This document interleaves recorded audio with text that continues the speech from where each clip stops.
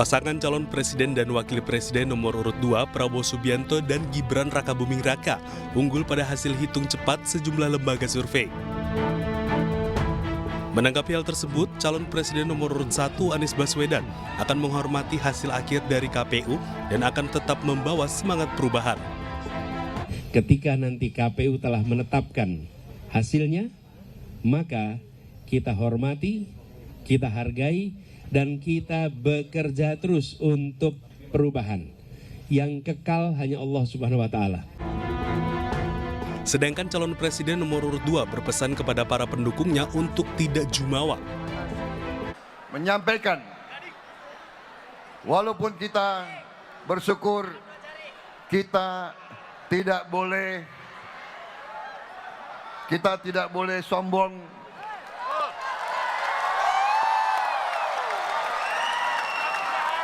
Kita tidak boleh jumawa. Kita tidak boleh euforia. Hal serupa mengenai hasil hitung cepat juga diserukan oleh calon presiden nomor urut 3 Ganjar Pranowo. Ia menegaskan akan tetap menunggu hasil akhir dari Komisi Pemilihan Umum. Dan tentu penghitungan akhir nanti sampai Maret. Jadi hari ini dari seluruh saksi, dari partai, mereka sekarang lagi bekerja dan tidak ada perjuangan yang sia-sia. Kamu percaya nggak suara saya segitu? Iya. Percaya nggak? Cocok. Ya. Sejumlah lembaga survei memang kerap menampilkan hasil hitung cepat atau quick count. Hasil quick count ini bukan hasil resmi pemilu 2024. Hasil resmi pemilu 2024 akan digelar lewat hasil rekapitulasi KPU.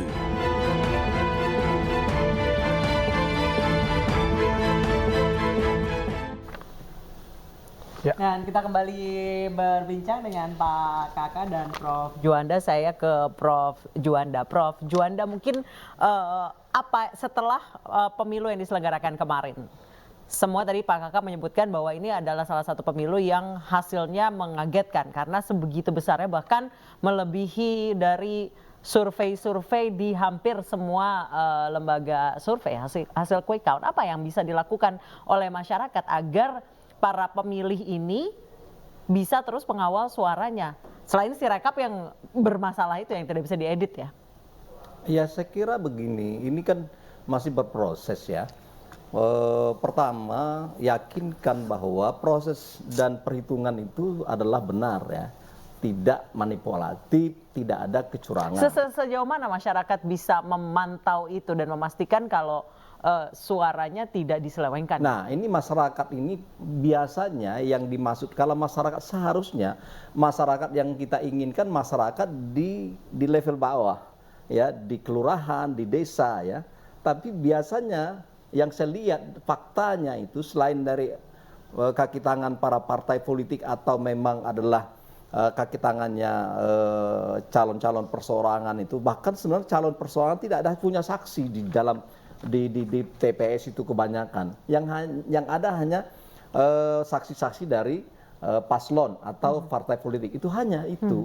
Nah, jadi kita tidak bisa harapkan pengawasan yang berkelanjutan sampai sekarang ini. Bahkan setelah mereka mencoblos memilih calon yang memang diinginkannya, ya, itu mereka pulang dan sampai perhitungan tidak ada lagi, sepi. Nah, ini sebenarnya karakter budaya seperti ini perlu disosialisasikan secara baik kepada masyarakat. Kewajiban masyarakat itu sebenarnya sampai perhitungan, sampai selesai sebenarnya. Tetapi kan ini kan membutuhkan waktu yang panjang. Yes. Seperti yang kita lihat itu sampai 5-8 jam kira-kira kan. Dari jam bahkan lebih. Dari jam 7 selesainya jam 24 misalnya secara normal. Dan itu bisa ditambah 12 jam kemudian sampai jam 12 tadi. Nah, siapa yang tahan? Nah, oleh karena itu yang dimaksud masyarakat ini sekarang masyarakat yang peduli seperti Bang Kakak ini ya. Tapi berapa banyak seperti beliau? Ya ini. Nah, harusnya banyak ini. Setiap kelurahan, setiap kabupaten ada. Nah, kan ini tidak mungkin. Oleh karena itu sekarang kelihatannya tidak lain adalah yang kita inginkan karena tidak mungkin efektif pengawasan dari masyarakat luas, maka saya kira adalah kembalilah ke yang benar, penyelenggaraan negara ini sadar bahwa apa yang dilakukan ini demi untuk demokrasi Indonesia. Jadi jangan lagi berharap dengan pengawasan dari masyarakat luas. Saya kira tidak efektif. Nah, Pak Kakak, gimana caranya KPU meraih kembali kepercayaan masyarakat? Kalau kita lihat Sirekap berantakan, nggak bisa diedit, bahkan jumlah suaranya ngaco, walaupun Bawaslu sudah menyatakan bahwa Sirekap itu bukan acuan, tapi salah satu lembaga pemantau atau aplikasi pemantau yang bisa dilakukan masyarakat adalah lewat Sirekap itu. Bagaimana cara untuk mengembalikan kepercayaan masyarakat bahwa suara mereka nggak diakal-akalin? Ya, pertama yang menjadi beratnya sistem ini adalah terkait dengan pertama pembacaan, kemudian rekapitulasi. Dan itu sebabnya mereka sebutkan Sirekap. Padahal 2019 mereka katakan situng, hanya menghitung saja C1 di-upload. Dan itu lebih aman. Sehingga publik ketika membutuhkan informasi dari C1, sekarang namanya C hasil dan C hasil salinan, itu langsung dapat mendownload saat itu. Walaupun tidak bisa menjadi bukti ya untuk di peradilan. Tetapi setidaknya sebagai bagian daripada informasi yang bisa dibandingkan atau disandingkan.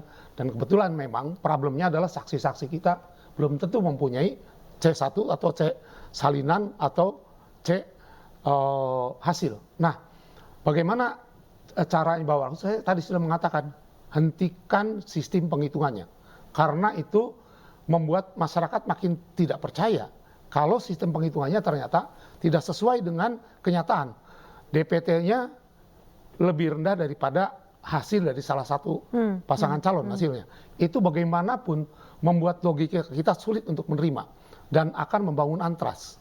Tetapi keterbukaannya tetap dilakukan. Jadikan Sirekap sebagai situng saja. Pertama, ya harganya lebih mahal. Namanya Sirekap karena ada cara membaca dan cara menghitung. Dan itu sudah sejak awal ketika simulasi, cara membacanya sudah tidak benar. Ini yang menjadi problem. Misalnya, X itu kan harusnya kosong. Itu terbaca 8 di beberapa tempat.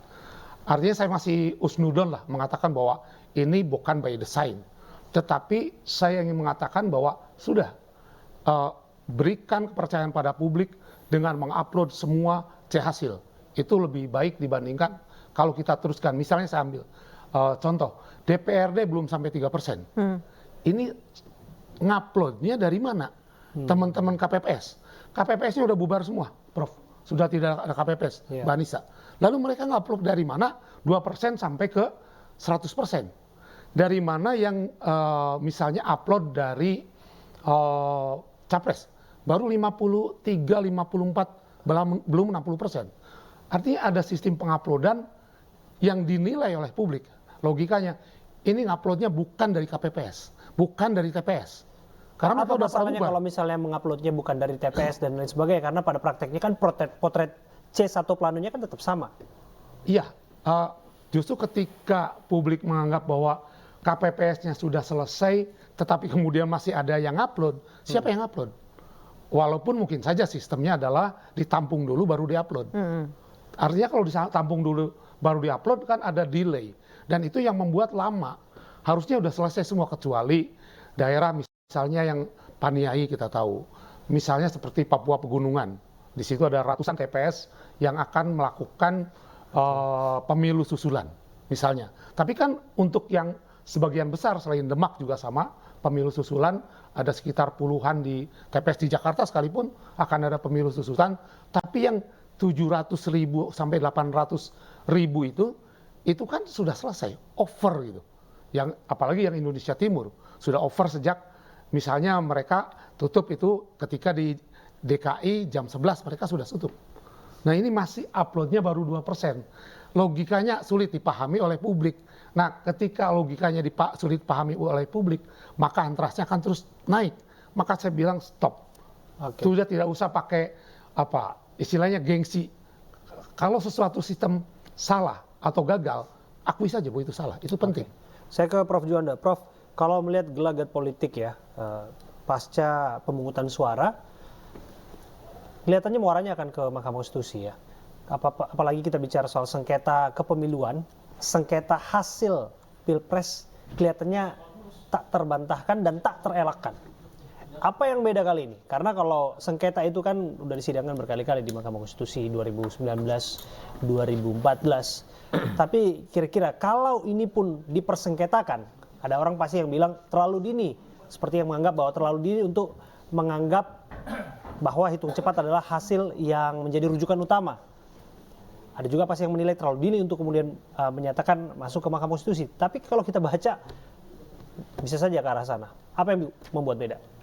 Ya, sekira begini, itu kan mekanisme yang sudah diatur oleh undang-undang pemilu ya, bahwa saya yakin benar, ya, hakul yakin bahwa ini akan berakhir. Pemilu itu adalah pemilu yang terakhir, yaitu di Mahkamah Konstitusi. Itu suatu keniscayaan. Keniscayaan. Kenapa? Karena di samping memang secara naluri politik bahwa setiap pasangan dan setiap orang itu akan memperjuangkan kekuasaan sampai di detik-detik terakhir atau di darah energi penghabisan, istilahnya itu ya, energi penghabisan dan terakhir itu di Mahkamah Konstitusi.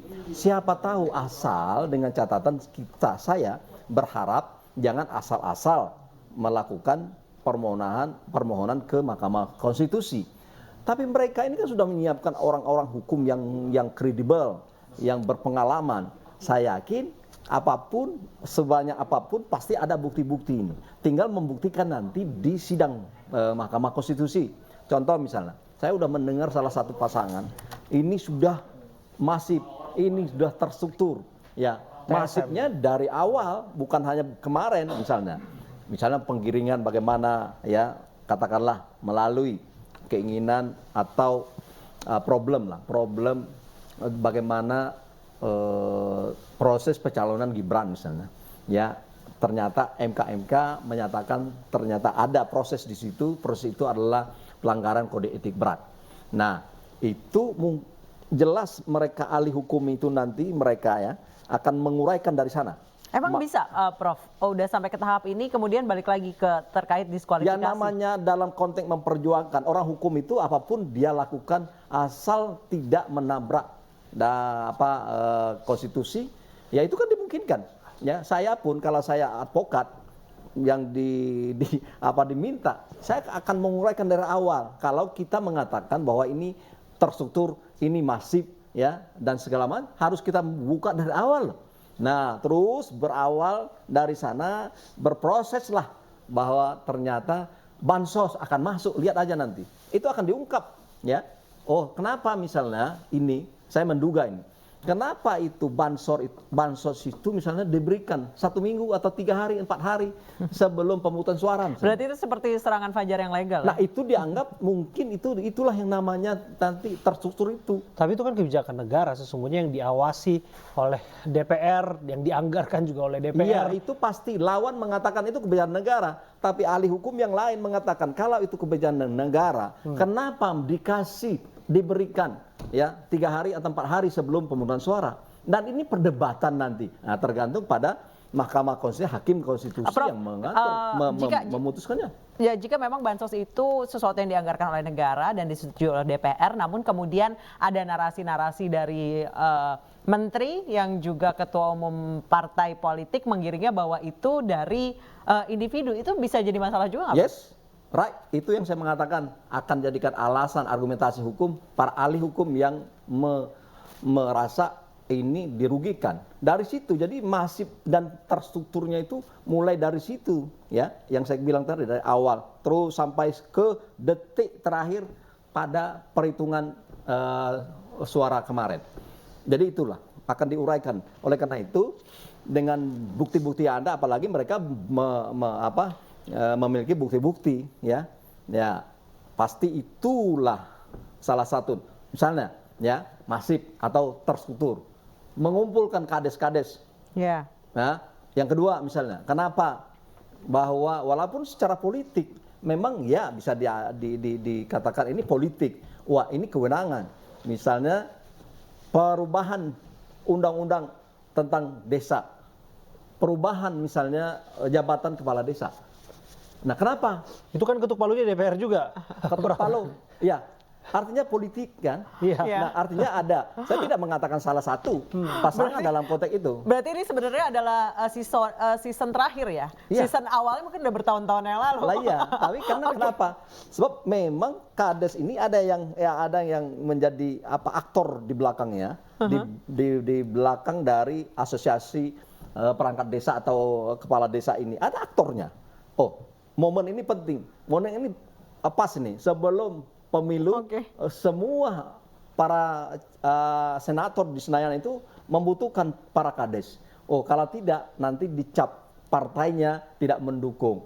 Nah, ini hal-hal yang berkaitan dengan soal politik dalam pemilu kemarin ini akan dijadikan sebagai alasan di Mahkamah Konstitusi. Termasuk dan tadi ya pengumpulan siapa, misalnya menggunakan aparat. Tadi ada menteri mengatakan ini dari salah satu pribadi atau pasangan tertentu misalnya, atau mengkaitkan antar pribadi tapi semi pribadi, di situ ada jabatan juga. Ini sudah berkelindang nanti akan masuk ke wilayah Mahkamah Konstitusi. Tinggal masalahnya hakim konstitusi yang mana ya yang layak. Nah, itu wewenangnya Mahkamah Konstitusi, Hakim Konstitusi. Baik, Prof. 3 pasangan calon presiden hari ini pastinya sedang menunggu hasil sementara, apakah menang ataukah kalah. Kita semua sedang menunggu hasil real count dari KPU. Semua sedang harap-harap cemas menunggu hasilnya ya, Abraham? Ya, bukan hanya 3 pasang capres-cawapres yang harap cemas. Saya juga deg-degan apakah presiden pilihan saya menang atau kalah. Nah, proses penghitungan suara masih panjang karena Abraham, kita masih... Kenapa harap cemas sih? Karena kita masih menunggu hasil quick count, karena bukan real count, kita masih menunggu hasil dari KPU. Namun siapapun pilihan Anda dan hasilnya bisa berubah, tapi hanya satu yang pasti, rasa teh terbaik selalu ada di pucuknya. Iya, Anissa. Pilihan presiden terbaik ada di tangan pemirsa yang jelas ya. Tapi kalau soal pilihan teh terbaik yang jelas ada di pucuknya.